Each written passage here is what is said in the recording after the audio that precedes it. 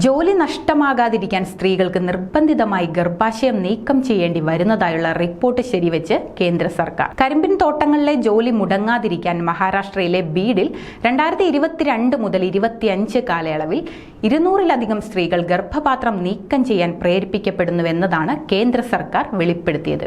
Medical ആവശ്യകതകൾ കണക്കിലെടുത്താണ് ഈ ശസ്ത്രക്രിയകൾ നടത്തിയതെന്നും കർശനമായ മേൽനോട്ടത്തിലാണിവ നടത്തിയതെന്നും കേന്ദ്ര സർക്കാർ വ്യക്തമാക്കുന്നു. രാജ്യസഭയിൽ ചോദ്യങ്ങൾക്ക് മറുപടി നൽകവെയാണ് സർക്കാർ ഇതുമായി സംബന്ധിച്ച റിപ്പോർട്ടുകൾ പുറത്തുവിട്ടത്.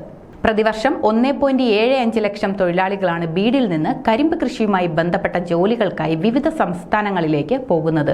കഠിനമായ കാലാവസ്ഥയിൽ മണിക്കൂറുകൾ നീളുന്ന ശാരീരിക അധ്വാനം ആവശ്യമുള്ള ഈ ജോലി സ്ത്രീകൾക്ക് വലിയ ആരോഗ്യ പ്രശ്നങ്ങൾ സൃഷ്ടിക്കുന്നതായാണ് പഠനങ്ങൾ വ്യക്തമാക്കുന്നത്. ഇതിനു പുറമെയാണ് ഗർഭാശയം നീക്കം ചെയ്യുന്നത് മൂലമുള്ള ഗുരുതര ആരോഗ്യ പ്രശ്നങ്ങൾ കൂടി സ്ത്രീ തൊഴിലാളികൾ നേരിടേണ്ടി വരുന്നതായി വിദഗ്ധർ പറയുന്നത്.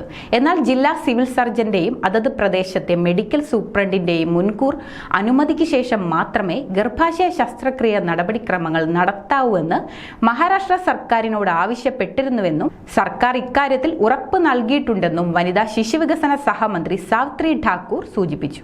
കൂടുതൽ ആരോഗ്യ വാർത്തകൾക്കായി ഡോക്ടർ ലൈവ് TV സബ്സ്ക്രൈബ് ചെയ്യുക. Stay healthy.